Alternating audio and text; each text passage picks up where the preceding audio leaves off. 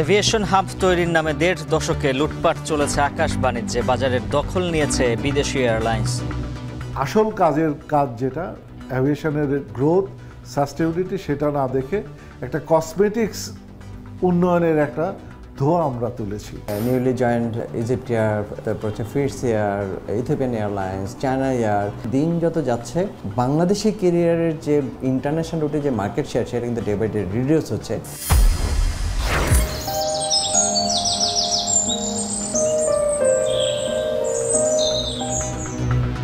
উন্নয়নের দাপটে সবুজায়ন কমেছে রাজধানীর, বেড়েছে বায়ু দূষণ, তাপমাত্রা। সঠিক পরিকল্পনায় এখনো সুযোগ আছে পরিবেশ বান্ধব নগরী গড়ার। স্বাধীন বেসরকারি বিশ্ববিদ্যালয় কমিশন গঠন সহ ২৫ দফা প্রস্তাব, শিক্ষার্থীদের ক্যাম্পাসে নিষিদ্ধ চান দলীয় রাজনীতি। এবং বিকেলে প্রীতি ম্যাচে মালদ্বীপের বিপক্ষে লড়বে বাংলাদেশ। বছরের শেষ আন্তর্জাতিক ম্যাচটি জয় দিয়ে রাঙাতে চায় স্বাগতিকরা।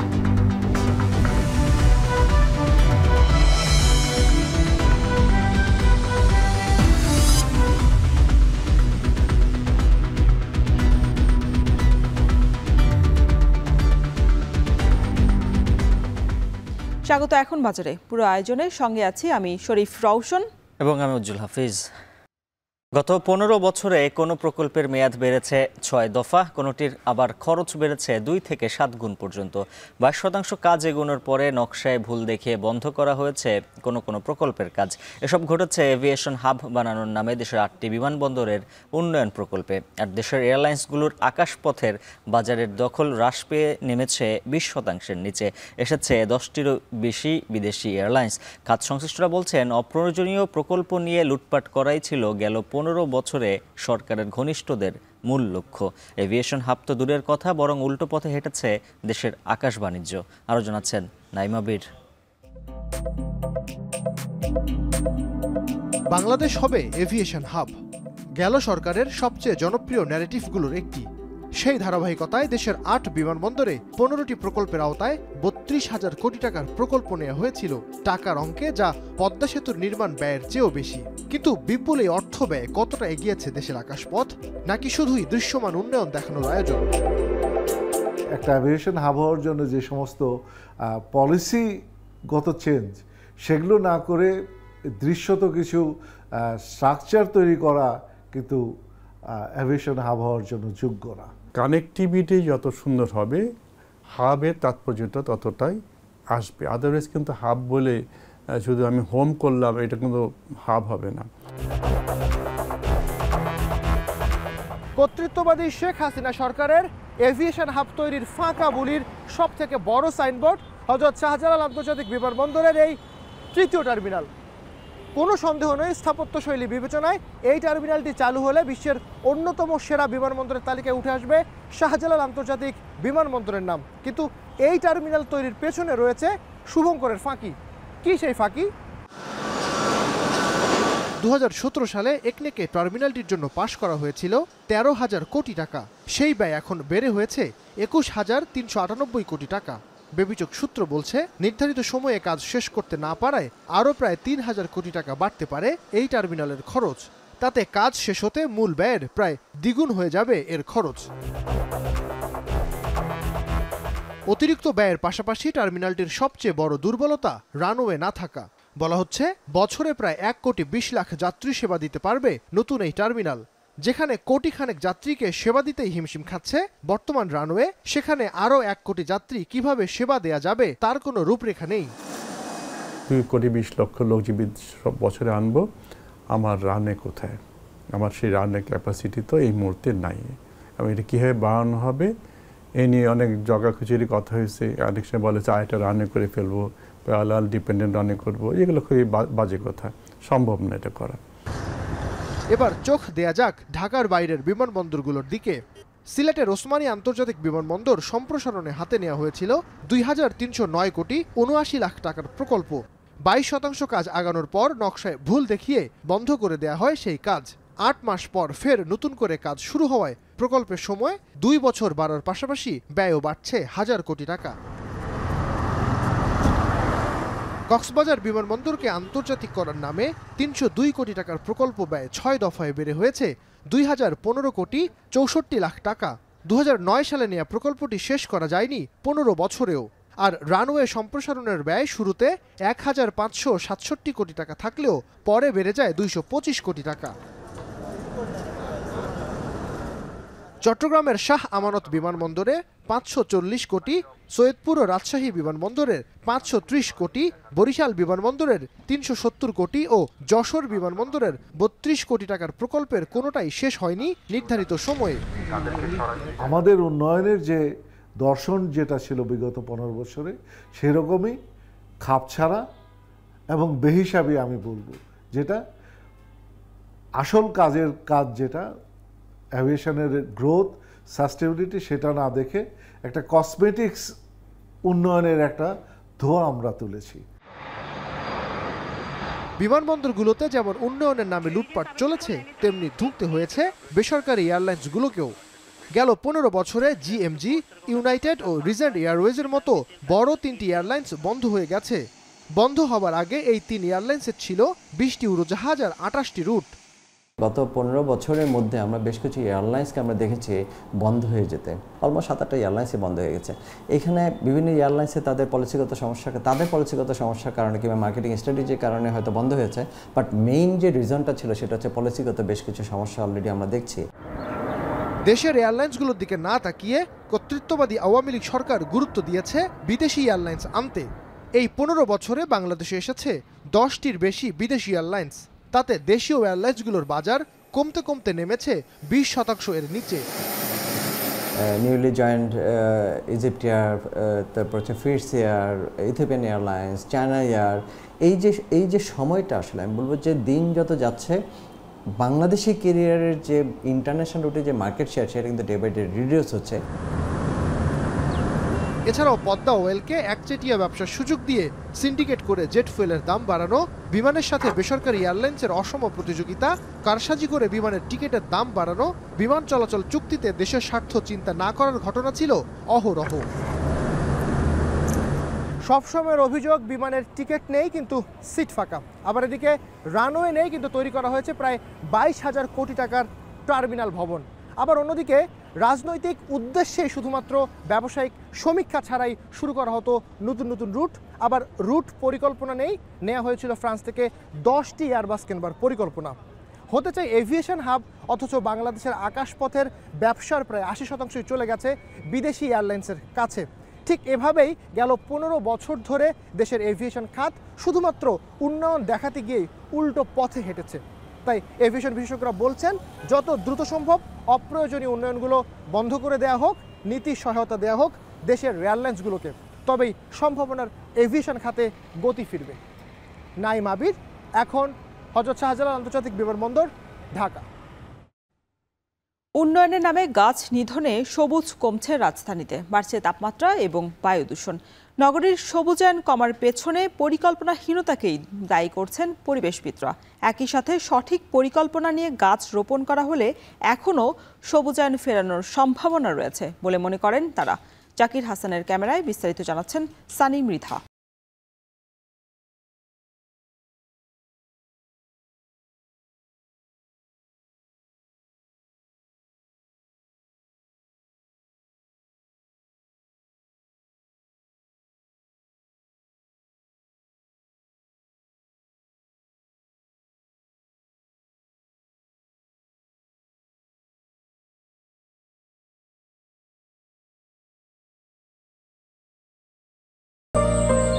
রবীন্দ্রনাথ ঠাকুরের বৃক্ষ বন্দনার সেই আদিম প্রাণের বিচরণ সর্বত্র।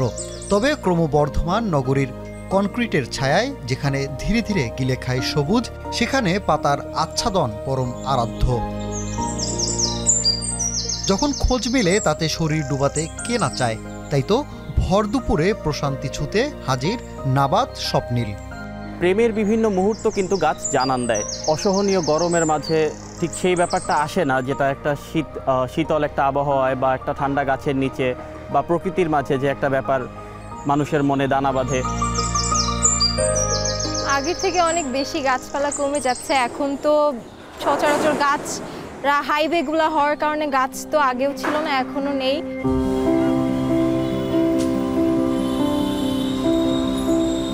পথিক থেকে দিনমজুর শুষ্ক নগরে শান্তির খোঁজে দ্বারস্থ হন বৃক্ষতলে। এই যেমন মাহবুল মিয়া দুপুরের আহার শেষে ক্লান্ত শরীর এলিয়ে দিলেন গাছের ছায়ায়। প্রশান্তির খোঁজে রিকশা চালক দরুল মিয়াও। তবে রাজধানীতে দিনে দিনে বৃক্ষ নিধনে এমন জায়গা কমছে বলে জানালেন তারা। গাড়ি চালায় অস্থির লাগে, তাই এখানে কি বসি, অন্য গাছ না ছাওয়া নাই। আমরা ভার্সিটির ভিতরে আইসি, আমরা ঠান্ডার ছানা পাই, ঠান্ডাতে আমরা বসে জিরাই। আসলে গাছ তো সবসময় আমাদের জন্য ইম্পর্টেন্ট, বাট এখন আমরা দেখতে পাচ্ছি যে নগরায়নের জন্য গাছকে কেটে ফেলা হচ্ছে, বন উজাড় করা হচ্ছে, যেটা পরিবেশের প্রতি মারাত্মক একটা হুমকি স্বরূপ হয়ে দাঁড়িয়েছে।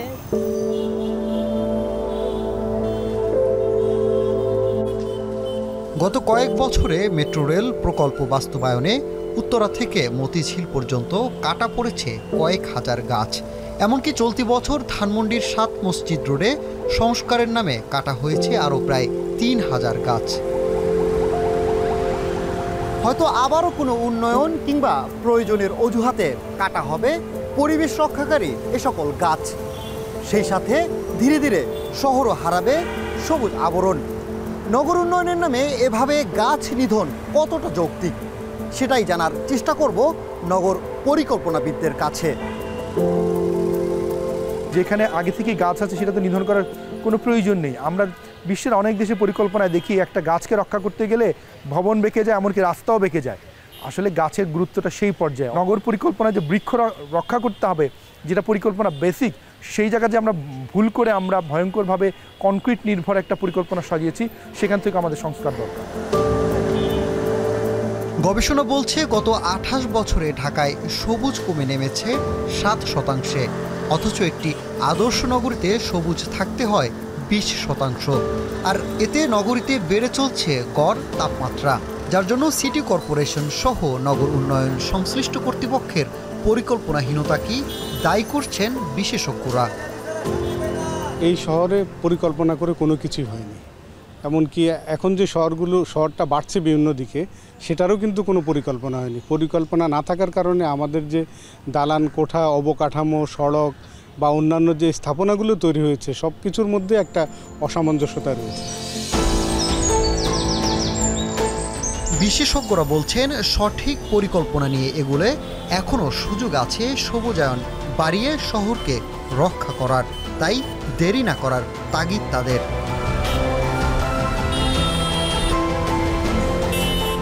সানিম রিধা, এখন, ঢাকা। স্বাধীন বেসরকারি বিশ্ববিদ্যালয় কমিশন গঠন সহ ২৫ দফা সংস্কার প্রস্তাব দিয়েছে বেসরকারি বিশ্ববিদ্যালয়ের শিক্ষার্থীরা। বলছেন বাধ্যতামূলক আবাসিক ও পরিবহন ব্যবস্থা সহ শিক্ষায় ১৫% কর অব্যাহতি চান তারা। এছাড়া ক্যাম্পাসে দলীয় রাজনীতিও বন্ধ চান তারা। আরও জানাচ্ছেন সিফাত শাহরিয়ার। মধ্য জুলাইয়ে ঢাকা বিশ্ববিদ্যালয় যখন শিক্ষার্থী শূন্য, শঙ্কা জাগে আন্দোলনের গতিপথ নিয়ে, তখনই রাজপথে সরব হয়ে ওঠে বেসরকারি বিশ্ববিদ্যালয়ের শিক্ষার্থীরা। গতি আসে বৈষম্য বিরোধী ছাত্র আন্দোলনে। স্বৈরাচার পতনের ১৭তম দিনে শিক্ষার্থীদের সংগঠন বেসরকারি বিশ্ববিদ্যালয়ের ছাত্র অ্যাসোসিয়েশনের আয়োজনে আলোচনায় শিক্ষার্থীরা স্বাধীন বেসরকারি বিশ্ববিদ্যালয় কমিশন গঠন সহ ২৫ দফা সংস্কার প্রস্তাবনা ঘোষণা করে। অন্যান্য দাবির মধ্যে রয়েছে ক্যাম্পাসে দলীয় রাজনীতি নিষিদ্ধ, শিক্ষায় ১৫% কর অব্যাহতি ও স্থায়ী ক্যাম্পাস ছাড়া নতুন কোনো বিশ্ববিদ্যালয়কে অনুমোদন না দেয়া। স্বাধীন বেসরকারি বিশ্ববিদ্যালয় কমিশন গঠনের মাধ্যমে বেসরকারি বিশ্ববিদ্যালয়ের ছাত্র শিক্ষক নিপীড়ন ও বৈষম্য দূর করতে হবে। সকল বিশ্ববিদ্যালয়ের বাধ্যতামূলক পার্মানেন্ট ক্যাম্পাস থাকতে হবে। আলোচনায় বৈষম্য বিরোধী আন্দোলনের সাথে যুক্ত সব রাজনৈতিক দল ও বিশিষ্ট ব্যক্তিরা উপস্থিত ছিলেন। দেশের স্বার্থে সবাইকে ঐক্যবদ্ধ থাকা ও সরকারের ভুল ধরিয়ে দেওয়ার তাগিদ দেন তারা। এই ফার্মের মুরগিরা এবার কিন্তু আবাবিল পাখি হয়ে একেবারে দেখায় দিল কিভাবে ফেরাউনের শাসনের অবসান করতে হয়। রাজনৈতিক নেতৃত্ব আছেন, তাদের সামনে চ্যালেঞ্জ কিভাবে তারা এই ছাত্র তরুণদের প্রত্যাশা পূরণ করবেন আগামী বাংলাদেশ নির্মাণে। কিন্তু সেই প্রত্যাশা পূরণ হবে তখনই যখন যাকে বলে পাহারাদার হিসেবে এই ছাত্ররা তাদের ঐক্যটা বজায় রাখতে পারবে। এই নতুন রাষ্ট্র হইতে হবে সবার, এখানে কোনো অপরায়ণ থাকবে না, এই ভূখণ্ডের সবাই এখানকার ইকুয়াল সিটিজেনশিপ, এটাই হচ্ছে ফিউচারের পলিটিক্স। এই সরকার যে ভুল না করে সেটার দায়িত্ব আমাদের উপরে। প্রত্যেক সময় তাদের দেখিয়ে দিতে হবে, বলে দিতে হবে, দিক নির্দেশনা দিতে হবে যাতে বিচ্যুত না হতে পারে, এবং সেটাই আমার কাজ। ছাত্রদল, ছাত্র শিবির ও জাতীয় নাগরিক কমিটির নেতৃবৃন্দরা বিপ্লব রক্ষা ও নতুন বাংলাদেশ বিনির্মাণে তরুণদের ঐক্যবদ্ধ থাকার আহ্বান জানান। এই গণ অভ্যুত্থানে যারা শহীদ এবং আহত হয়েছেন তারা কোনো দলীয় মানুষ নয়, তারা হলো আমাদের রাষ্ট্র বাংলাদেশের সম্পদ। আমরা বরাবরই বলে আসছি, শহীদ এবং আহতদের নিয়ে কোনো দলীয় রাজনীতি নয়। আপনাদেরকে এই আহ্বান জানাবো যে আপনারা তরুণদের এই শক্তিকে, তরুণদের এই প্রেরণাকে, তরুণদের এই ঐক্যকে আপনারা ধারণ করেন। এই যে অন্তর্বর্তীকালীন সরকার এখন রাষ্ট্র ক্ষমতায় রয়েছে, আমরা তাদের প্রতি আবেদন জানাচ্ছি যারা আহত হয়েছেন, বিশেষ করে চোখের যাদের সমস্যা হয়েছে তাদেরকে দ্রুত চিকিৎসা দেওয়ার জন্য আমরা জোর দাবি জানাচ্ছি। এ সময় আহতদের রাষ্ট্রীয়ভাবে পুনর্বাসন ও শহীদ পরিবারের কমপক্ষে একজনকে সরকারি চাকরিতে নিয়োগের আহ্বান জানান জামায়াতের নেতারা। শহীদ পরিবার থেকে কমপক্ষে একজনকে সরকারি চাকরিতে নিযুক্ত করতে হবে। আহত পরিবারকে মর্যাদার সাথে পুনর্বাসনের জন্য কার্যকর উদ্যোগ গ্রহণ করা হোক। আর জাতীয় স্বার্থে সবাইকে ঐক্যবদ্ধ থাকার তাগিদ বিএনপি নেতাদের। গণতন্ত্র ফিরিয়ে আনতেই দলটি বারবার নির্বাচনের দাবি জানায় বলেও মন্তব্য করেন তারা। নির্বাচনের কথা যখন আমরা বলি তার মানে এই না যে আমরা তাড়াতাড়ি ক্ষমতায় যেতে চাচ্ছি। বিভিন্ন আপনারা নাগরিক কমিটিকে ভোট দেন, আপনারা অন্য পলিটিক্যাল পার্টিকে ভোট দিয়ে ক্ষমতায় আনেন, কোনো অসুবিধা নাই, কিন্তু মানুষ যাতে তাদের ভোটটা সঠিকভাবে দিতে পারে এবং সঠিকভাবে গণনা হয়ে সেটি রেজাল্ট আমরা পাই, এবং সেটা শুধু আগামী নির্বাচন না।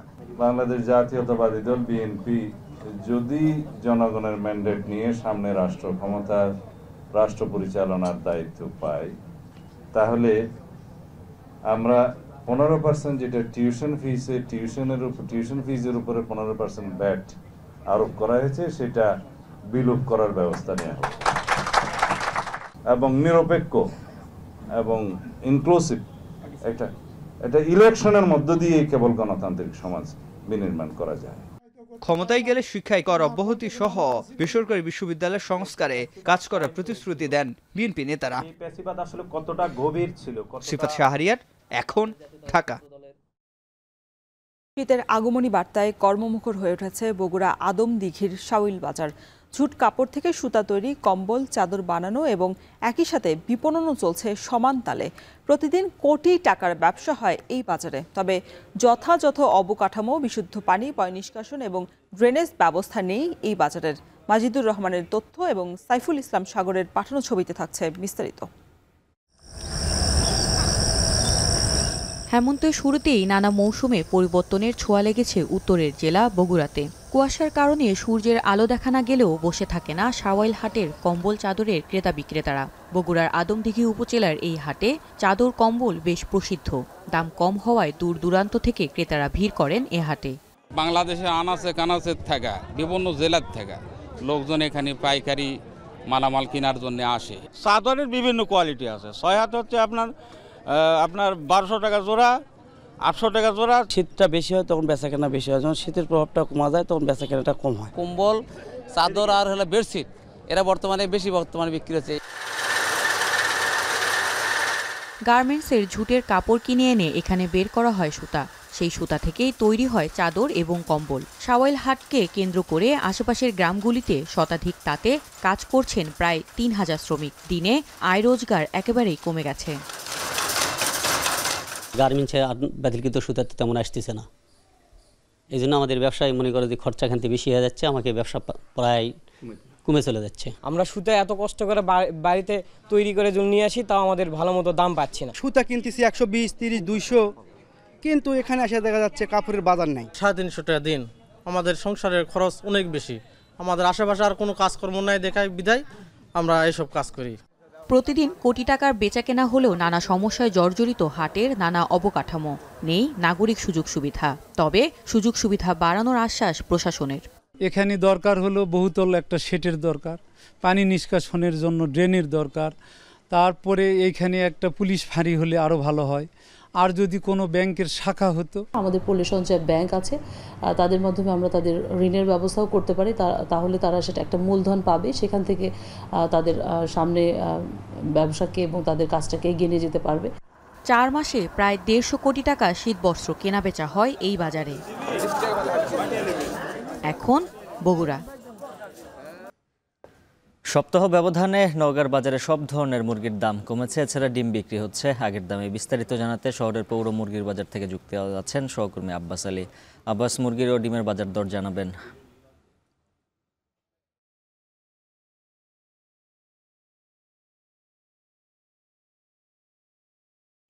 বাজার মনিটরিং করা হচ্ছে নিয়মিত, কারণ সব ধরনের বাজার যখন ঊর্ধ্বগতি, সেখানে আসলে জেলা প্রশাসনের টাস্কফোর্স অভিযান পরিচালনার পর থেকে কিছুটা দাম কমেছে বলা যায়। আবার দেখা যাচ্ছে গত কয়েকদিন থেকেই বাজারে মুরগির সরবরাহ বেড়েছে, এতে করে এই দিয়ে বলা যায় যে সব ধরনের মুরগির দাম কমেছে কেজিতে 10 টাকা পর্যন্ত। আমি এখন অবস্থান করছি পৌর মুরগির বাজারে, যেখানে গত কয়েকদিন থেকেই মুরগি বিক্রি হচ্ছে ব্রয়লার 165 থেকে 170 টাকা কেজি, পাকিস্তান মুরগি 270 থেকে 290 টাকা কেজি, লাল মুরগি বিক্রি হচ্ছে 270 টাকা কেজি এবং লেয়ার মুরগি বিক্রি হচ্ছে 290 টাকা কেজি, প্যারিস জাতীয় মুরগি বিক্রি হচ্ছে 310 টাকা কেজি, BB3 জাতীয় মুরগি বিক্রি হচ্ছে 250 টাকা কেজি। তবে সবচেয়ে বেশি দামের মুরগি বিক্রি হচ্ছে দেশি মুরগি 450 থেকে 480 টাকা পর্যন্ত। আমি এখানকার ব্যবসায়ীদের সঙ্গে কথা বলছি, তারা জানিয়েছেন যে জেলার চাহিদা পূরণে তারা পাশের জেলা জয়পুরহাট, বগুড়া সহ কয়েকটি জেলা থেকে তারা মুরগি খুব ভোরে এখানে নিয়ে আসেন। এরপর তারা এখানে যারা খুচরা ব্যবসায়ী রয়েছেন তাদের কাছে এইসব মুরগি বিক্রি করে থাকেন। আসলে এই খুচরা ব্যবসায়ীদের হাত ধরে ভোক্তাদের কাছে এইসব মুরগি বিক্রি হয়ে থাকে। তারা 10 থেকে 12 টাকা বা 15 টাকা লাভে তারা এইসব মুরগিগুলো আসলে বিক্রি করে থাকেন। যেহেতু এখন মুরগির সরবরাহ বেড়েছে, এই কারণে আসলে দাম 10 টাকা কমেছে এবং যারা ক্রেতা রয়েছেন তারাও আসলে মুরগি কেনার চাহিদা বাড়িয়ে দিয়েছেন। বলা যায় যে তারা আগের তুলনায় আসলে বেশি মুরগি বিক্রি করছেন, এতে করে তাদের লাভটাও কিছু বেড়েছে। তারা এখন প্রতিদিন প্রায় 500 থেকে 700 টাকা পর্যন্ত মুরগি বিক্রি করে দিনে লাভ করছেন এখানকার যারা খুচরা ব্যবসায়ী রয়েছে। অপরদিকে যদি ডিমের কথা বলি, যে ডিমের দাম স্থিতিশীল রয়েছে এবং প্রতি হালি ডিম বিক্রি হচ্ছে 48 টাকা পর্যন্ত, অর্থাৎ 12 টাকা হালি বিক্রি হচ্ছে। তবে যদি ফিডের দাম অর্থাৎ মুরগির খাবারের দাম যদি কমানো যায় তাহলে মুরগির দাম আরো কমে আসবে বলে জানিয়েছেন। তো এই ছিল আমার কাছে মুরগি এবং ডিমের দাম নিয়ে সবশেষ। কুয়াকাটা সংলগ্ন অগভীর সাগরে জেলেদের জালে ধরা দিচ্ছে ইলিশ সহ অন্যান্য সামুদ্রিক মাছ। তবু বাজারে চাহিদার তুলনায় সরবরাহ কম থাকায় 50 থেকে 300 টাকা পর্যন্ত দাম বাড়তি। মাছের সরবরাহ এবং দরদাম নিয়ে বিস্তারিত জানাতে সরাসরি যুক্ত হচ্ছেন সহকর্মী জসিম পারভেজ। জসিম, মাছের সরবরাহ কম থাকা নিয়ে বিক্রেতারা কি বলছেন আর কোন ধরনের মাছ কত দামে বিক্রি হচ্ছে বিস্তারিত জানাবেন। রোশন, আপনাকে জানিয়ে রাখি আমি যে এখন দাঁড়িয়ে আছি পর্যটন কেন্দ্র কুয়াকাটা সমুদ্র সৈকত যে রয়েছে, সেই সমুদ্র সৈকতের অতি নিকটতম যে একটি মাছ বাজার, পাইকারি মাছ বাজার, কুয়াকাটা পৌর মাছ বাজার। এখানে সমুদ্র থেকে তাজা ইলিশ সহ সামুদ্রিক মাছ এখানে নিয়ে আসেন। সে কারণে কিন্তু এখানকার যে ব্যবসায়ী এবং পর্যটকদের অনেক চাহিদা রয়েছে এখানকার মাছের, কারণ সুস্বাদু হওয়ায় এবং তাজা থাকায় সেই মাছের চাহিদা থাকায় কিন্তু দামটা একটু বেশি থাকে। আর এখন কিন্তু বঙ্গোপসাগরে মাছের বিচরণ কিছুটা কম রয়েছে, সে কারণে জেলেদের জালে এখানকার যে খুঁটা জেলে রয়েছে এবং অগভীর সমুদ্রে যারা মাছ শিকার করে সে সকল মাছের দাম কিছুটা বেড়েছে। তো আপনাকে জানিয়ে রাখি যে আজ এই বাজারে 1 কেজি এবং 1 কেজির উপরে ওজনের যে ইলিশ তা আজ বেচা বিক্রি হচ্ছে প্রতি কেজি 1800 থেকে 1900 টাকা প্রতি কেজি। এখানে বেড়েছে প্রতি কেজিতে 200 থেকে 300 টাকা এবং 800 থেকে 900 গ্রাম ওজনের যে ইলিশ তা আজ বেচা বিক্রি হচ্ছে 1300 থেকে 1400 টাকা প্রতি কেজি এবং এখানে 500 গ্রাম থেকে 700 গ্রাম ওজনের যে ইলিশ তা বেচা বিক্রি হচ্ছে 900 থেকে 1000 টাকা প্রতি কেজি। আর এছাড়া যে সামুদ্রিক পোয়া মাছ রয়েছে তা প্রকার ভেদে প্রতি কেজিতে 50 টাকা বেড়ে বিক্রি হচ্ছে 250 থেকে 400 টাকা প্রতি কেজি। এছাড়া যে সামুদ্রিক গাগরা মাছ রয়েছে সেখানে 50 টাকা বেড়ে তা বেচা বিক্রি হচ্ছে 170 থেকে 180 টাকা। এছাড়া যে এখানকার লাক্ষা মাছ সামুদ্রিক যেগুলো এখানে বারবিকিউ হিসেবে পর্যটকরা খেয়ে থাকেন, সেই লাক্ষা মাছের প্রতি কেজি বিক্রি হচ্ছে 450 থেকে 500 টাকা প্রতি কেজি। এবং এখানকার যে সামুদ্রিক চিংড়ি রয়েছে সে সামুদ্রিক চিংড়ি বেচে বিক্রি হচ্ছে 50 থেকে 70 টাকা বেড়ে প্রতি কেজি 450 থেকে 600 টাকা। এছাড়া যে সুস্বাদু রূপচাঁদা ইলিশ তা প্রতি কেজি 100 টাকা বেড়ে বিক্রি হচ্ছে 800 থেকে 900 টাকা প্রতি কেজি। তো এক কথা বলা যায় যে চাহিদা থাকায় সরবরাহ কমেছে, দাম কিছুটা বেড়েছে এবং তাজা মাছ পেয়ে এখানকার সন্তুষ্ট রয়েছে পর্যটক সহ এখানকার ক্রেতারা। এই ছিল আমার কাছে সবশেষ। রওশন। ব্রিটিশ আমল থেকেই কিশোরগঞ্জের নীলগঞ্জ স্টেশনের বাণিজ্যিক গুরুত্ব ছিল অপরিসীম। স্টেশন ঘিরে কর্মসংস্থান হয়েছিল হাজারো মানুষের। তবে সময়ের ব্যবধানে এই স্টেশন আজ মৃতপ্রায়। এটি চালু হলে বাণিজ্যিক সম্ভাবনার নতুন দুয়ার খুলবে এই অঞ্চলে। কিশোরগঞ্জ প্রতিনিধি মশিরুর কায়েসের প্রতিবেদনে থাকছে বিস্তারিত।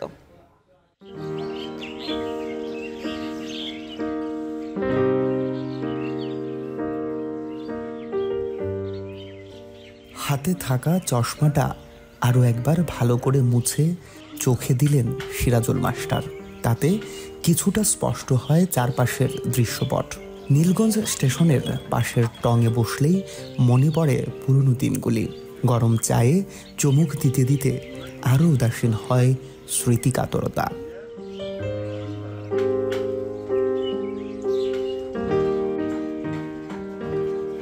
ছোটবেলায় দেখতেন ধোয়া ছেড়ে ছুটে আসতো রেলগাড়ি, ট্রেন বোঝাই করা ধান, পাট, সবজি চলে যেত দেশের বিভিন্ন জেলায়।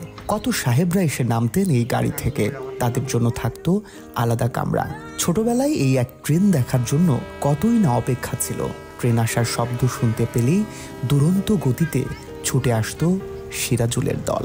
কয়লা দেয়া যখন চলতো তখন তো আমরা ইঞ্জিন বুবু করে শব্দ করতো, শব্দ করলে আশেপাশের মহিলা পর্যন্ত, পুরুষ তো আসতো, মহিলারাও পর্যন্ত আসতো, এটা দেখতো। ওইগুলি এটার হয়তো বুথের ইঞ্জিন, যখন কয়লার উপর দেওয়া পড়তো বুথের ইঞ্জিন বলতো এটাকে। 80-র দশকে নন্দিত কথা সাহিত্যিক হুমায়ুন আহমেদ নীলগঞ্জকে দেখতে চেয়েছিলেন একটি আদর্শ গ্রাম হিসাবে। তার জনপ্রিয় নাটক এইসব দিনরাত্রিতে সুখী নীলগঞ্জ মামা চরিত্রে দিয়েছিলেন সেই বার্তা। কিন্তু আদর্শ সেই গ্রাম গল্পেই রয়ে গেল। আদর্শ গ্রামের প্রধান উপাদান এই নীলগঞ্জ স্টেশনটি আজ মৃতপ্রায়। সে সময় ইংরেজরা আশপাশের জমিতে নীল চাষ করায় এই এলাকার নাম হয় নীলগঞ্জ। এই নীল চালান হতো এই রেল স্টেশন দিয়েই, কারণ অত আগে এই অজপাড়া গায়ের যাতায়াত ব্যবস্থা ভালো ছিল না। এই রেলগাড়ি ছিল ভরসা। ইংরেজরা চলে যাওয়ার পর থেকেই ধীরে ধীরে রূপ হারায় স্টেশনটি। ৭১-এর পর তা প্রায় নিভে আসে। এখন আর কোনো যাত্রীবাহী ট্রেন থামে না, তবে একটি মালবাহী লোকাল ট্রেন দাঁড়ায় কিছু সময়ের জন্য, তাও নিয়মিত না। নীলগঞ্জ স্টেশনে 100 কুলি ছিল। 100 কুলির দাম তুললে একটা গাড়ি আসলে পরে নিচে 2 ঘন্টা 3 ঘন্টা মাছই তুলতো। আর আমরা এখন বেকার। স্টেশন বন্ধ হওয়াতে আমরা ব্যবসায়ীরা খুব দুর্বলতার অবস্থায় আছি। স্টেশনটা বন্ধ হওয়ার পরে এলাকার লোকজন একদম আপনার ইনকামের সোর্স একবারে নাই বললেই চলে। স্টেশনটা চাইতে যে আমরা ভালোভাবে চলুক, আগের মতো চলুক। রেল স্টেশনের প্রায় সব কিছুরই এখন ভগ্নদশা। পরে থেকে নষ্ট হচ্ছে block machine, signal lamppost, signal cable, signal cabin, টেলিযোগাযোগ যন্ত্র, রেডিও সেট সহ ব্যবহৃত যন্ত্রপাতি। টিকিট কাউন্টারে ঝুলছে মাকড়সার জাল, মাস্টারের কামরায় ঝুলছে তালা। নীলগঞ্জ স্টেশনে এখন আর টিকিট কাটতে বা ট্রেনের সময় জানতে ভিড় করেন না কেউ। ডাক বাক্সটিও চিঠির অপেক্ষায় থেকে নষ্ট হয়ে যাচ্ছে। ট্রেন না থামায় সিগন্যাল কক্ষটিও বন্ধ। লোকাল ট্রেনগুলো চালু করতে হবে। যদি লোকাল ট্রেনগুলো চালু হয় তাহলে স্টেশনটা পূর্বের ন্যায় আবার সেই বাণিজ্যিক স্টেশন হিসেবে ফিরে আসবে। তপন লেভেলকে আমি একটা চিঠি ইস্যু করব, রিসেন্টলি একটা চিঠি ইস্যু করব, যাতে স্টেশনটা যেন ট্রেন মুভমেন্টে যেন ওপেন রাখা হয়। এই স্টেশনের পাশেই কবি চন্দ্রাবতীর বাড়ি থাকায় একসময় বহু মানুষের আনাগোনা ছিল, কিন্তু এক যুগের বেশি সময় ধরে রেল যোগাযোগ একেবারেই বন্ধ থাকায় তেমন কেউ আসছেন না। স্টেশনকে ঘিরে জমে উঠেছিল বড় বাজার, জৌলুস হারিয়েছে সেই বাজারটিও। সিরাজুল মাস্টার এখনো ভাবছেন, এর মধ্যে শেষ হয়ে এসেছে কাপের চা। আজ হাটের দিন, এক এক করে শুরু হয়েছে মানুষের আনাগোনা। কেউ মাছ নিয়ে বসেছে, কেউ এনেছে শুটকি, অথবা কেউ বসেছে কলার ঝুড়ি নিয়ে। বেঞ্চ ছেড়ে উঠে দাঁড়ালেন সিরাজুল, জীর্ণ পা দুটো টেনে নিয়ে চললেন বাড়ির পথে। তিনি যাচ্ছেন, খেয়াল নেই কারো, তবে তাকিয়ে রইল কেবল তার চেয়েও বুড়ো আধভাঙা পলেস্তারা খসে পড়া এই স্টেশন। গল্পের সেই নীলগঞ্জ স্টেশন আবারও ফিরে পাক তার জৌলুস। ভো ভো করে ছুটে চলুক ট্রেন, ব্যস্ত হয়ে উঠুক সংশ্লিষ্ট প্রতিটি বিভাগ, ফিরে আসুক বাণিজ্যিক ধারা, এরকমটি প্রত্যাশা সংশ্লিষ্ট সকলের। মশিউর কায়েস, এখন কিশোরগঞ্জ। টাঙ্গাইলের মধুপুরে ফেলে দেয়া কলা গাছ ও আনারসের পাতা দিয়ে তৈরি হচ্ছে পরিবেশ বান্ধব ও দৃষ্টিনন্দন হস্তশিল্প সামগ্রী। এতে উদ্যোক্তা তৈরির পাশাপাশি অনেক বেকারের কর্মসংস্থান হচ্ছে। তবে উৎপাদিত পণ্য রপ্তানিতে সরকারি সহযোগিতা চান তারা। কাউসার আহমেদের প্রতিবেদনে থাকছে বিস্তারিত। সারা দেশেই মধুপুরের আনারসের বেশ সুনাম রয়েছে। কলা চাষের জন্যও বিখ্যাত উপজেলাটি। ফল সংগ্রহের পর এখানকার আনারস এবং কলার পাতা ও গাছ ফেলে দেয়া হতো। অনেকে আবার ফেলে দেয়া পণ্য ব্যবহার করতেন গবাদি পশুর খাদ্য হিসেবে। কিন্তু এসব ফেলে দেয়া গাছ ও পাতা থেকে এখন তৈরি হচ্ছে শৌখিন নানা পণ্য। ফাইবার এক্সট্রাকশন মেশিনের মাধ্যমে গাছ ও পাতা থেকে আঁশ বের করে পানিতে ধুয়ে রোদে শুকাতে হয়। এরপর এই আঁশ দিয়েই তৈরি হয় ঘর ও অফিসের সৌন্দর্য বর্ধনের নানা রকম শোপিস, ব্যাগ, জুতা, table mat, floor mat, flower box ও জুয়েলারি বক্স সহ পরিবেশ বান্ধব আকর্ষণীয় বিভিন্ন পণ্য। 1 থেকে 150 উপরে হ্যান্ডিক্রাফটের আইটেম আছে আমাদের এখানে, যেগুলো শুধুমাত্র কলা গাছ এবং আনারসের পাতা দিয়ে সুতা দিয়ে তৈরি। কারিগর আমাদের দেখাই দিছে, তারপর আমরা শিখছি, শিখা হেরা এখন আমরা এটা পাতা পেঁচে ডাটা দিয়া করে বানাই। 2017 সালে জাঙ্গালিয়া গ্রামে বুড়ো বাংলাদেশ প্রতিষ্ঠা করে একটি হস্তশিল্পের কারখানা। এতে শতাধিক বেকার নারী পুরুষের কর্মসংস্থানের সুযোগ হয়েছে। এই কাজের মাধ্যমে স্বাবলম্বী হয়েছেন অনেক নারী। আগে বর্তমানে কোনো কাজ করতাম না, বাড়িতে বেকারই আসছিলাম। এখন ওই যে হুগলার পাতা প্লেসমেট বানাই, আবার বেনি রশি দিয়ে প্লেসমেট সেলাই করি। সংসারে একটু অভাব অনটন থাকে, এখন করতেছি, মোটামুটি সংসারও ভালো চলতেছে, নিজেরও ভালো লাগে, সময় কাটে। মজুরি ভালো, 3000 টাকার মতো, 3500 টাকার মতো পাই। প্রশিক্ষণের মাধ্যমে এসব পণ্য তৈরি করে অর্থনৈতিকভাবে পিছিয়ে পড়া মানুষদের স্বাবলম্বী করা হচ্ছে। এছাড়া দেশের চাহিদা মিটিয়ে এসব পণ্য আমেরিকা, চীন, ইতালি, সিঙ্গাপুর সহ বিশ্বের অন্তত 56টি দেশে রপ্তানি করা হচ্ছে। তবে সরকারি সহযোগিতা পেলে এসব পণ্যের উৎপাদন বাড়ানো এবং সরাসরি রপ্তানির সুযোগ পেলে জিডিপিতে বড় অবদান রাখা সম্ভব। আমরা এখন পর্যন্ত যারা এক্সপোর্ট করে তাদের সাথে কাজ করছি। আমাদের এটা হয়তো আগামী জানুয়ারি ফেব্রুয়ারি থেকে আমরা সরাসরি নিজেরাই এক্সপোর্ট করা শুরু করব। গভর্নমেন্টের যে অর্গানাইজেশনগুলো আছে, স্টেক হোল্ডারগুলো আছে, তারা যদি কোলাবোরেটলি আমাদের সাথে কাজ করে তাহলে আমরা সরাসরি জিডিপিতে ভালো কন্ট্রিবিউশন করতে পারব। তবে যাদের মাধ্যমে বৈদেশিক মুদ্রা উপার্জন হচ্ছে সেসব উদ্যোক্তাদেরই সঠিক তথ্য নেই বিসিক কার্যালয়ে। সরাসরি রপ্তানির জন্য আমাদের এরকম কোনো উদ্যোগ নাই, তবু আমরা আমাদের ঊর্ধ্বতন কর্তৃপক্ষের সাথে যোগাযোগ করে বিদেশে মেলা হয় আমাদের, সেখানেও আমরা তাদেরকে অ্যাড করে দিতে পারবো। পরিত্যক্ত প্রাকৃতিক কাঁচামাল দিয়ে তৈরি পরিবেশ বান্ধব এসব পণ্য সরকারি সহযোগিতার মাধ্যমে দ্রুত সময়ের মধ্যে প্রচার ও প্রসার ঘটবে, এমনটাই প্রত্যাশা সংশ্লিষ্টদের। এখন টাঙ্গাইল। একসময় দেশীয় বাদ্যযন্ত্রে মুখর থাকত সঙ্গীতাঙ্গন। সেই যন্ত্রের চাহিদা পূরণে জাঁকজমক ছিল যন্ত্রশিল্পী এবং কারিগরদের জীবনও। তবে আধুনিক বাদ্যযন্ত্রের দাপটে টিকতে পারছেন না সাতক্ষীরার দেশি বাদ্যযন্ত্রের কারিগররা। সংশ্লিষ্টরা বলছেন, ঐতিহ্য ধরে রাখতে আধুনিক সঙ্গীত চর্চায় আদি বাদ্যযন্ত্রের ব্যবহার বাড়াতে হবে। সাতক্ষীরা থেকে আহসান রাজীবের প্রতিবেদন, ক্যামেরায় ছিলেন মাসুদ রানা।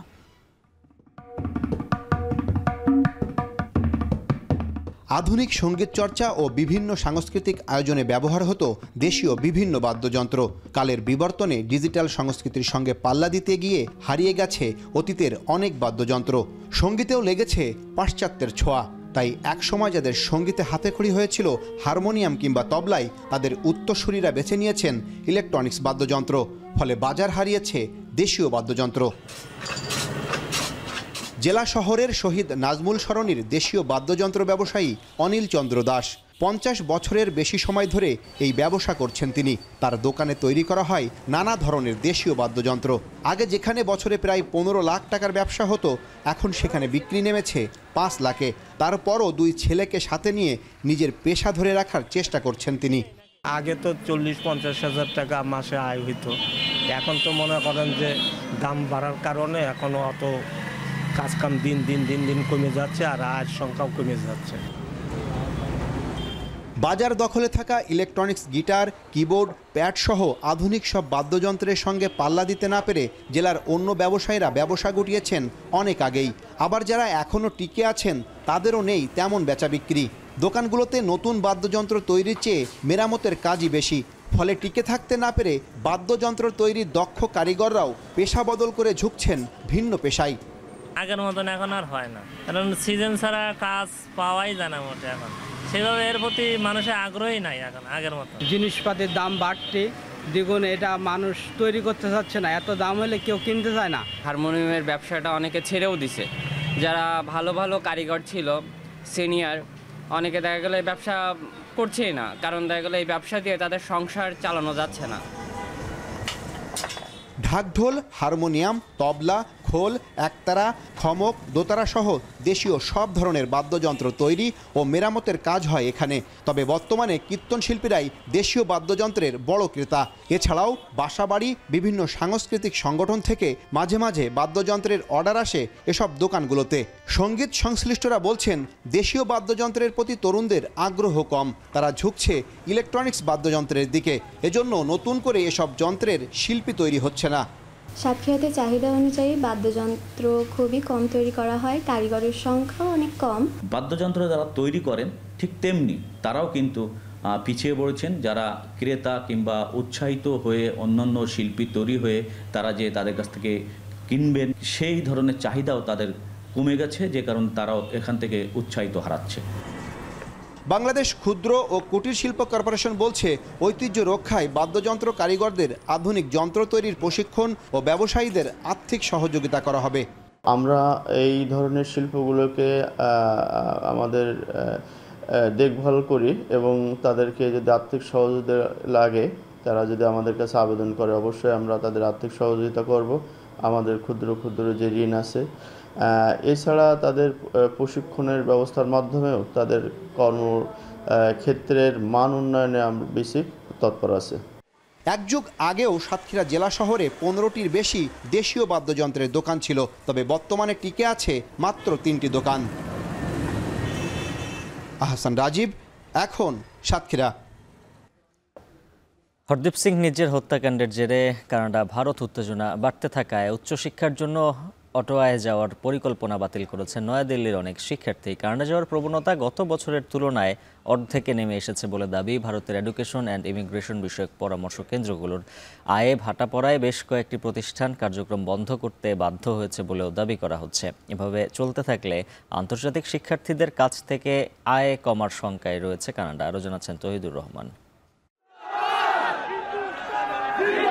খালিস্তানপন্থী শিখ নেতা হরদীপ সিং নিজ্জের হত্যাকাণ্ডের নেপথ্যে ভারতের দিকে অভিযোগের পাল্লা ভারী করছে কানাডা। এতে ঘটনার 17 মাসেও থামছে না নয়াদিল্লি অটোয়া উত্তেজনা, বরং সময় যত করাচ্ছে দুদেশের সম্পর্কে টানাপোড়েন আরও বাড়ছে। এই অবস্থায় উচ্চশিক্ষার জন্য কানাডায় যাওয়ার পরিকল্পনা পুনর্বিবেচনা করতে বাধ্য হচ্ছেন ভারতের অনেক শিক্ষার্থী ও অভিভাবকরা। অনেকে আবার কানাডা বাদ দিয়ে ইউরোপে যাওয়ার পরিকল্পনা করছেন। তাদের একজন ভারতের উত্তরপ্রদেশের 22 বছর বয়সী তরুণ মনপ্রীত সিং। তার বাবা মা এখন ইউরোপের কোনো দেশে পাঠানোর পরিকল্পনা করছেন। দুদেশের খারাপ সম্পর্কে হাজার হাজার ভারতীয় শিক্ষার্থীদের কানাডা যাওয়ার আকাঙ্ক্ষা এখন হতাশায় রূপ নিয়েছে বলে মনে করেন বিশ্লেষকরা। এর প্রভাবে ধুঁকতে শুরু করেছে ভারতের এডুকেশন অ্যান্ড ইমিগ্রেশন বিষয়ক পরামর্শ কেন্দ্রগুলো। কারণ কানাডায় যেতে আগ্রহী এক একজন শিক্ষার্থীর যাবতীয় প্রক্রিয়া সম্পন্নে 50,000 থেকে 5 লাখ রুপি পর্যন্ত ফি নিত প্রতিষ্ঠানগুলো।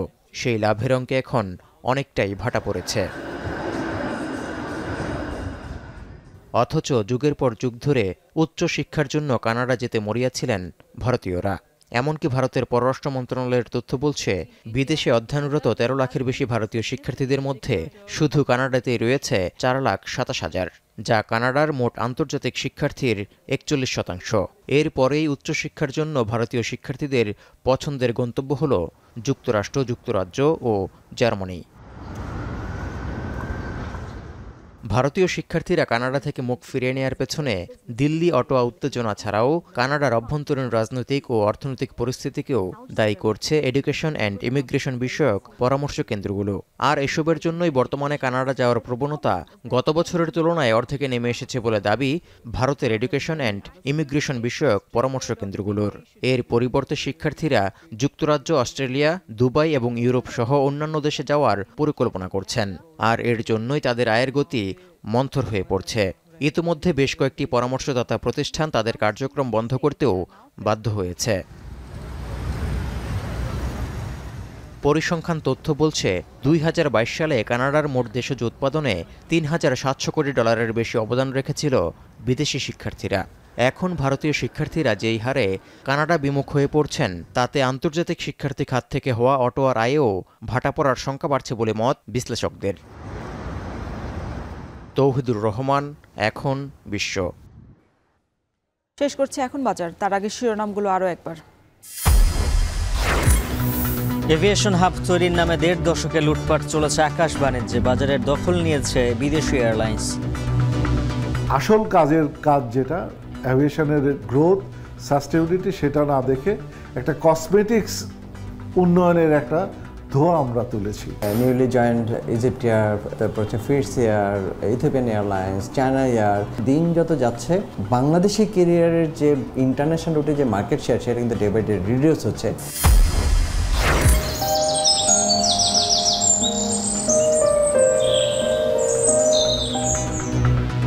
উন্নয়নের দাপটে সবুজায়ন কমেছে রাজধানীর, বেড়েছে বায়ু দূষণ এবং তাপমাত্রা। সঠিক পরিকল্পনায় এখনো সুযোগ আছে পরিবেশ বান্ধব নগরী গড়ার। স্বাধীন বেসরকারি বিশ্ববিদ্যালয় কমিশন গঠন সহ 25 দফা প্রস্তাব শিক্ষার্থীদের। ক্যাম্পাসে নিষিদ্ধ চান দলীয় রাজনীতি। এবং বিকেলে প্রীতি ম্যাচে মালদ্বীপের বিপক্ষে লড়বে বাংলাদেশ। বছরের শেষ আন্তর্জাতিক ম্যাচটি জয় দিয়ে রাঙাতে চায় স্বাগতিকরা। এই ছিল এখন বাজারের আয়োজনে। এখন টেলিভিশন ওয়েবসাইটে দেখতে ভিজিট করুন www.ekon.tv। এছাড়া ফেসবুকে দেখুন facebook.com/tv.ekon, আর ইউটিউবে সরাসরি দেখতে ভিজিট করুন youtube.com/c/ekontv।